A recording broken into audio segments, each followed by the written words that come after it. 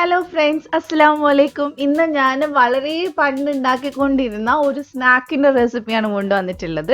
ഇപ്പം നമ്മുടെ എണ്ണക്കടികളൊക്കെ വന്ന സമയത്ത് ഇത് ഉണ്ടാക്കൽ എല്ലാവരും കുറഞ്ഞു. പണ്ട് ഉമ്മമ്മമാരൊക്കെ സ്ഥിരമായിട്ട് ചായക്ക് ഉണ്ടാക്കിക്കൊണ്ടിരുന്ന ഒരു ഹെൽത്തി ആയിട്ടുള്ള പലഹാരമാണ് ഇത്. നമ്മൾ ഇതിൽ ആട്ടപ്പൊടിയും അതേപോലെ തന്നെ പഴമാണ് എടുത്തിട്ടുള്ളത്. വളരെ സിമ്പിളായിട്ട് ഉണ്ടാക്കാൻ പറ്റും. അപ്പോൾ ഇന്നത്തെ കുട്ടികൾക്കൊന്നും ഇത് അധികം പരിചയം ഉണ്ടാവില്ല. അപ്പോൾ അറിയാത്തവർക്ക് വേണ്ടി ഞാനിതിന്ന് ഷെയർ ചെയ്യുന്നുണ്ട്. അപ്പോൾ നമുക്ക് വീട്ടിലോട്ട് പോവാം. അപ്പോൾ അതിന് മുമ്പായിട്ട് ചാനൽ സബ്സ്ക്രൈബ് ചെയ്യാതെ കാണുന്നവരുണ്ട്, ഒന്ന് സബ്സ്ക്രൈബ് ചെയ്തേക്കണേ. എന്നിട്ട് തൊട്ടടുത്തുള്ള ബെല്ല് കൂടെ ഒന്ന് ക്ലിക്ക് ചെയ്യുക. എന്നിട്ട് അതിൽ ഓൾ എന്നുള്ള ഓപ്ഷൻ ക്ലിക്ക് ചെയ്യുക. എന്നാൽ മാത്രമേ ഇതുപോലത്തെ അടിപൊളിയായിട്ടുള്ള റെസിപ്പീസ് നിങ്ങൾക്ക് ഇനിയും കിട്ടുള്ളൂ. അപ്പോൾ ഇത് ഉണ്ടാക്കാനായിട്ട് ആദ്യം തന്നെ നമ്മൾ ശർക്കര ഒന്ന് ഉരുക്കിയെടുക്കണം. നിങ്ങളുടെ കയ്യിൽ അച്ചായിട്ടുള്ള ശർക്കര ഉണ്ടെങ്കിൽ ഒരു 3 or 4 എടുത്താൽ മതി. മധുരത്തിനനുസരിച്ച് എടുക്കുക. അതിനകത്തോട്ട് ഒരു 1/4 കപ്പ് വെള്ളം ഒഴിച്ചിട്ട് നന്നായിട്ട് ഉരുക്കിയെടുക്കുക. ഞാനൊരു വലിയ ശർക്കരൻ്റെ പകുതിയാണ് ഏകദേശം എടുത്തിട്ടുള്ളത്. അപ്പോൾ ഇതേ ഞാൻ നന്നായിട്ട് ഉരുക്കിയെടുത്തിട്ടുണ്ട്. ഇത്രയേ ഉള്ളൂ. ഇനി നമുക്കിതൊന്ന് അരിച്ചെടുക്കണം. എന്നിട്ട് അതങ്ങോട്ട് മാറ്റി വെക്കുക. അതിനുശേഷം നമ്മൾ പഴം വഴറ്റിയെടുക്കണം. അപ്പോൾ അതിന് വേണ്ടിയിട്ട് 1 ടേബിൾ സ്പൂൺ നെയ്യ് ചേർത്തിട്ടുണ്ട്. നെയ്യ് അല്ലെങ്കിൽ വെളിച്ചെണ്ണയായാലും കുഴപ്പമൊന്നുമില്ല. അതിനകത്തോട്ട് ഞാൻ 2 റോബസ്റ്റ പഴമാണ് ഇട്ട് കൊടുക്കുന്നത്. ഇതിൽ നേന്ത്രപ്പഴമാണെങ്കിലും ചേർക്കാം. ഏത് പഴമാണ് ചേർക്കുന്നത് അതിൻ്റെ ഒരു ടേസ്റ്റാണ് നമ്മൾ ഉണ്ടാക്കുന്ന ഈ അപ്പത്തിന് ഉണ്ടാവുക. അപ്പോൾ എനിക്ക് കൂടുതൽ ഇഷ്ടം റോബസ്റ്റ പഴമാണ്. കാരണം റോബസ്റ്റ പഴത്തിന് ഫ്ലേവർ കുറച്ച് കൂടുതലാണ്. അപ്പോൾ അതിലെല്ലാവരും ഈ ഫ്ലേവർ നല്ല പോലെ പിടിച്ചിരിക്കും. അപ്പോൾ ഇത് പെട്ടെന്ന് നമുക്ക് വഴറ്റിയെടുക്കാൻ പറ്റും, റോബസ്റ്റ ആയതുകൊണ്ട് തന്നെ. അത് നന്നായിട്ട് വഴറ്റിയെടുത്തിട്ടുണ്ട്. ഇനി നമുക്ക് ഇതിനകത്തോട്ട് 1/2 കപ്പ് തേങ്ങ ചേർത്ത് കൊടുക്കുക. എന്നിട്ട് നന്നായിട്ടൊന്ന് മിക്സ് ചെയ്തെടുക്കുക. ഇനി ഒരുപാട് നേരം വെക്കരുത്, വല്ലാണ്ട് അങ്ങ് കുഴഞ്ഞു പോവും. അപ്പോൾ നന്നായിട്ട് മിക്സ് ചെയ്തതിന് ശേഷം നമ്മൾ ഇതിൽ ഏലക്കാപ്പൊടി ചേർക്കുന്നുണ്ട്. നിങ്ങളുടെ കയ്യിൽ ഏലക്കാണെന്നുണ്ടെങ്കിൽ 2 or 3 ഏലക്ക ചേർത്ത് കൊടുക്കുക. ഞാൻ ഇവിടെ പൊടിയാണ് ചേർക്കുന്നത്.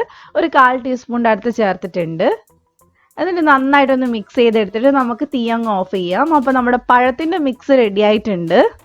അപ്പോൾ ഇനി നമുക്ക് ബാറ്റർ ഉണ്ടാക്കണം. അതിന് വേണ്ടിയിട്ട് ഞാനിവിടെ ഒരു വലിയ ബൗളിൽ 1 കപ്പ് ആട്ടപ്പൊടി എടുത്തിട്ടുണ്ട്, ഗോതമ്പ് പൊടി. അപ്പോൾ ഇനി അതിനകത്തോട്ട് ഞാൻ ഉരുക്കി വെച്ചിട്ടില്ല, അരിച്ചെടുത്തിട്ടില്ല ശർക്കര ചേർക്കുന്നുണ്ട്. ശർക്കര മുഴുവനായിട്ട് ആദ്യം ചേർത്തോളൂ, കുഴപ്പമൊന്നുമില്ല. ചിലപ്പോൾ നമുക്ക് കുറച്ച് വെള്ളം ചേർക്കേണ്ടി വരും. അപ്പോൾ നന്നായിട്ട് കട്ടയില്ലാതെ മിക്സ് ചെയ്തെടുക്കുക. അപ്പോൾ അതേ ഞാൻ നന്നായിട്ട് മിക്സ് ചെയ്തെടുത്തിട്ടുണ്ട്. ഇനി ഇതിനകത്തോട്ട് നമുക്ക് ഒരു നുള്ളു ഉപ്പ് ചേർത്ത് കൊടുക്കാം. മധുരം ഒന്ന് ബാലൻസ് ചെയ്യാൻ വേണ്ടിയിട്ടാണ്. അതോടെ ഒന്ന് നന്നായിട്ട് മിക്സ് ചെയ്യുക. അതിനുശേഷം ഞാൻ ചതച്ച് വെച്ചിട്ടില്ല ചെറിയ ജീരകം ചേർത്ത് കൊടുക്കുന്നുണ്ട്. നല്ല ജീരകമാണ്. ജീരകത്തിൻ്റെ ഫ്ലേവർ ഇഷ്ടമല്ലാത്തവർ അത് ചേർക്കേണ്ട ആവശ്യമില്ല. ഞാനിവിടെ 1 ടീസ്പൂണിൻ്റെ അടുത്ത് ജീരകം എടുത്തിട്ടുണ്ട്. നന്നായിട്ട് മിക്സ് ചെയ്ത് എല്ലായിടെയും ഒന്ന് ആക്കിയിട്ടുണ്ട്. ഇനി നമുക്ക് ഇതിനകത്തോട്ട് നമ്മൾ ഉണ്ടാക്കി വെച്ചിട്ടുള്ള പഴം ചേർത്ത് കൊടുക്കുക. ഒന്നിനും ചൂടില്ലാതെ വേണം ചേർക്കാനായിട്ട്. പഴമൊക്കെ തണുത്തതിന് ശേഷം ചേർക്കുക. അതേപോലെ തന്നെ നമ്മുടെ ശർക്കര പാനിയും അതേപോലെ തന്നെ കുറച്ചൊന്ന് ചൂടാറിയതിന് ശേഷം ചേർത്താൽ മതി. ഇനി ഇത് നല്ലപോലെ മിക്സ് ചെയ്തെടുക്കുക.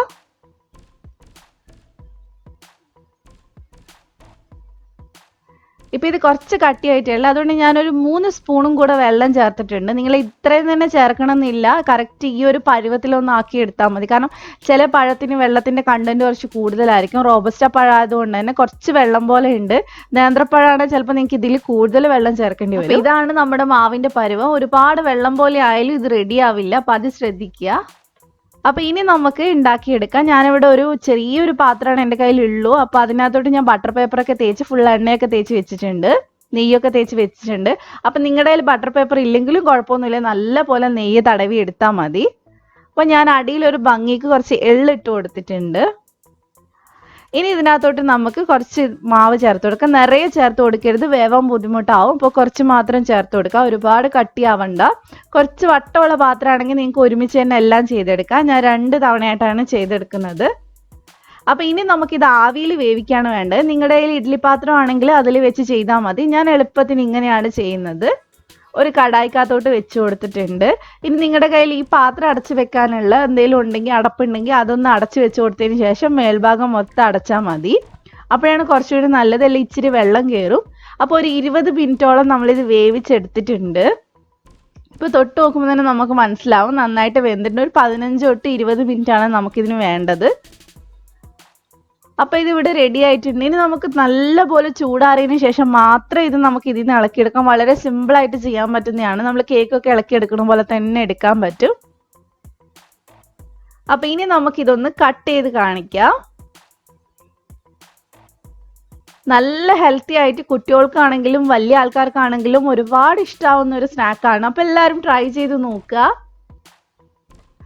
അപ്പോൾ വീഡിയോ ഇഷ്ടപ്പെട്ടവരൊക്കെ ലൈക്ക് ചെയ്യുക, ഷെയർ ചെയ്യുക, സബ്സ്ക്രൈബ് ചെയ്യാത്തവർ സബ്സ്ക്രൈബ് ചെയ്യുക. മറ്റൊരു അടിപൊളി റെസിപ്പി ആയിട്ട് നമുക്ക് വീണ്ടും കാണാം ഇൻഷാ അല്ലാ. Thank you for watching.